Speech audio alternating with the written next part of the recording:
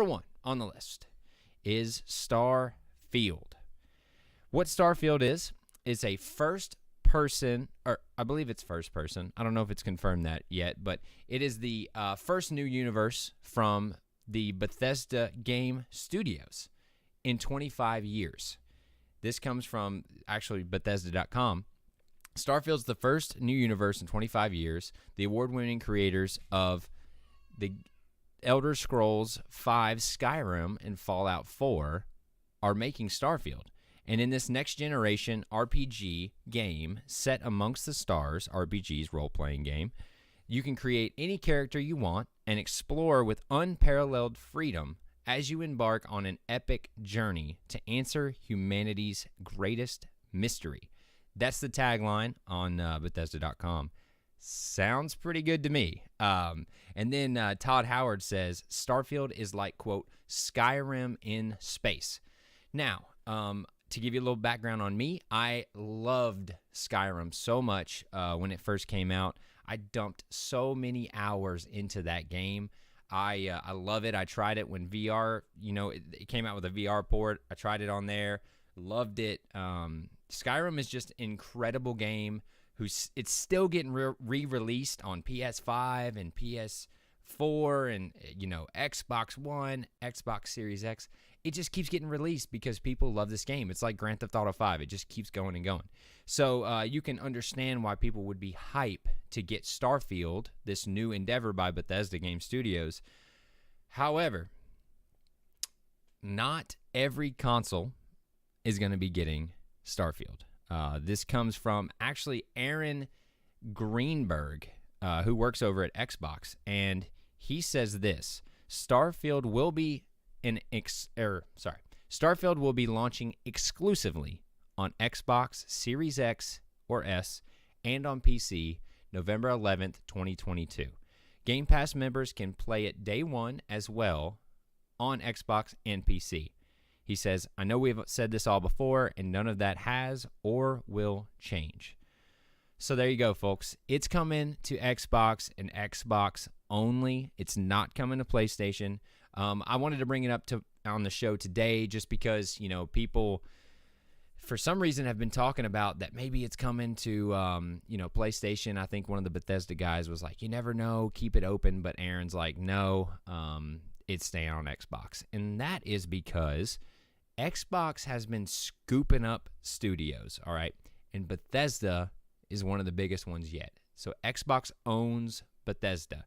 That is one of the main reasons why it's an Xbox exclusive. So what we'll do is I want to show you guys, this is the, cover art that Aaron shared on his Twitter page. I mean, come on. That right there is just hot. I am so excited about this game. I cannot wait to see what they cook up. I have a Game Pass. I love Game Pass so much. I cannot highly recommend Game Pass more. That is the one thing that, someone says, hey, I just got a PC, or hey, I just got a new Xbox. What game should I play? What should I try? Get Game Pass. That's what I say almost every time. My buddy actually just recently got a PC, and he's like, hey, man, what games you want to squad up in? And I'm like, yeah, I've really been playing Sea of Thieves, and I'm loving that. What do you think about Sea of Thieves?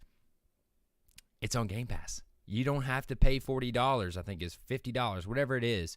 You just pay, I believe it is $10 a month for the PC. I pay $15 a month, and what that is the ultimate. So that means I get it on my Xbox, I get it on PC, and you get xCloud, which means I can play it on my phone or MacBook or whatever.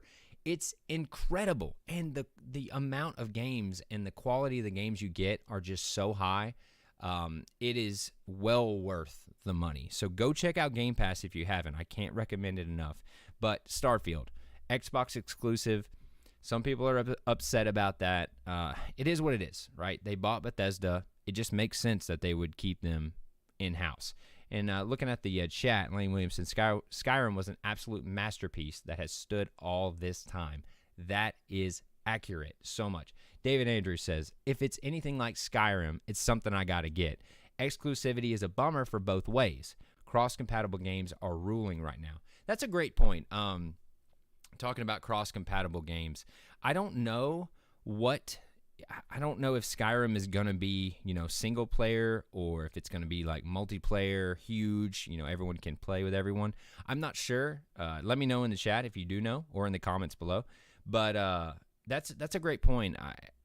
Cross compatibility in games is a huge revelation of the last, I don't know, 5 or 10 years that I never thought was going to happen, right? We've got Fortnite leading the charge in cross-compatibility and crossplay, and now it's everywhere. Call of Duty has it. Destiny 2 just got it.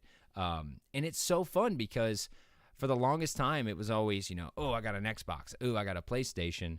But now it's like, oh, you're playing Warzone? Yeah, let's squad. Oh, you're playing Destiny 2? Oh, okay, yeah, dude, let's squad. It doesn't matter.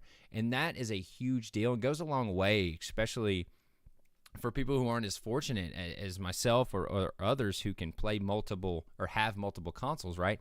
We're talking $60 or $70 on PS5. That's a lot of money to be dropping on something, right? And the fact that you can play with your friends now open, it's a huge deal. And that's a great point, David.